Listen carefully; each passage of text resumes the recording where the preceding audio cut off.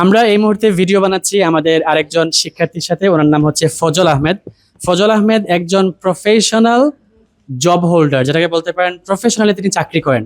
উনি অলরেডি ইবনে সিনা হাসপাতালে চাকরি করছেন, আরো বিভিন্ন চাকরিতে উনি জড়িত আছেন, দুইটা চাকরি এই মুহূর্তে তিনি করছেন।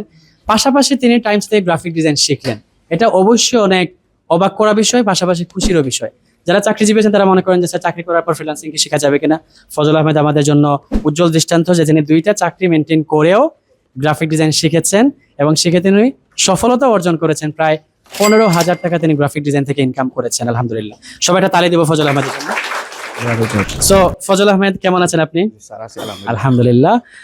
আপনি চাকরি দুইটা মেনটেন করেন, যখন আপনি আমাকে বললেন আমি খুবই অবাক হয়েছি।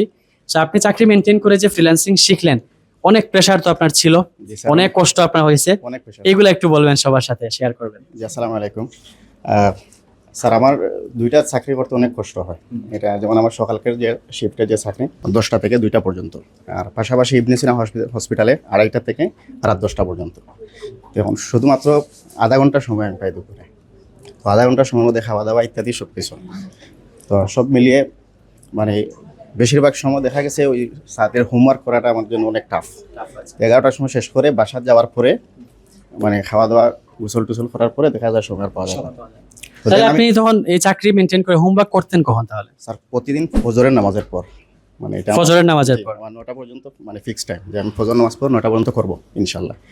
তো এখন পর্যন্ত সেম টাইম, মানে মাঝে মধ্যে মিস হয়, কিন্তু রাত্রে যেদিন বেশি প্রেশার থাকে রাত্রে চেষ্টা করি এগুলা শেষ। তার মানে ফজল আহমেদ, আপনারা যারা মনে করছেন যে চাকরি মেনটেন করে কিভাবে কাজ করেন, উনি ফজরের পরে অনেকে ঘুমায় যান, অনেকের অভ্যাস আছে, কিন্তু ফজল আহমেদ না ঘুমিয়ে তিনি হচ্ছে গ্রাফিক ডিজাইনের কাজটা তিনি শিখেন প্রতিদিন। তার মানে আপনি 3 ঘন্টার মতো সময় দিচ্ছেন, 3-4 ঘন্টার মতো সময় দিচ্ছেন। ওকে, ফাইন। আপনি যে ফ্রিল্যান্সিং থেকে যে ইনকামটা করলেন গ্রাফিক ডিজাইন করে, এটা কিভাবে ক্লায়েন্টটা পাইছিলেন? বাংলাদেশি ক্লায়েন্ট ছিল না? প্রথমে স্যার আমার একটা বন্ধুর ফার্মেসি আছে, তার ফার্মেসির মানে ব্যানার ডিজাইনটা ছিল, তার দেওয়ার পরে মোটামুটি সন্তুষ্ট ছিল, তার একটা রিভিউ ছিল, ওটা আমি ফেসবুকে পোস্ট করার পরে ওই ইবনে সিনা হাসপাতালে একজন ডাক্তার আমাকে বললেন যে তোমার তো ফেসবুকে পোস্ট দেখছি এইভাবে, যে তুমি গ্রাফিক ডিজাইন করতে শিখছো কি কি, মানে চেম্বারে আমাকে নক দিয়েছেন। গেলাম, যাওয়ার পরে স্যার উনি যে একটা লেকচার ছিল ওসমানী মেডিকেল কলেজে, মানে পাওয়ার পয়েন্ট প্রেজেন্টেশন ছিল, এক্স্যাক্টলি ওটা বানাইয়া দিয়েছি, প্লাস 2টা কাজ ছিল ওটাই। This is called networking, power of networking.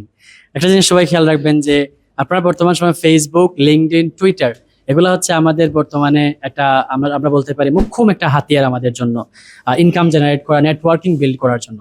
Fazal Ahmed যে বুদ্ধিমানের কাজ করছেন, তিনি প্রথম প্রজেক্টটাই তিনি ফেসবুকে পাবলিশ করছিলেন, পোস্ট করছিলেন যে আমার কাজ কমপ্লিট হয়েছে, এবং যার ফলে উনি দ্বিতীয় প্রজেক্ট উনারই ইবনে সিনা হাসপাতালের আরেকজন চিকিৎসকের কাছ থেকে তিনি প্রজেক্টটা পেয়েছিলেন। মাশাআল্লাহ। তো ফজল আহমেদ, আপনি নতুনদের উদ্দেশ্যে কিছু বলতে চান? তারা কিভাবে ফ্রিল্যান্সার হইতে পারে, শিখতে পারে কিভাবে তারা ফ্রিল্যান্সিংটা? নতুনদের স্যার সবাই একটাই বলবো যে পরিশ্রম চালিয়ে যেতে হবে।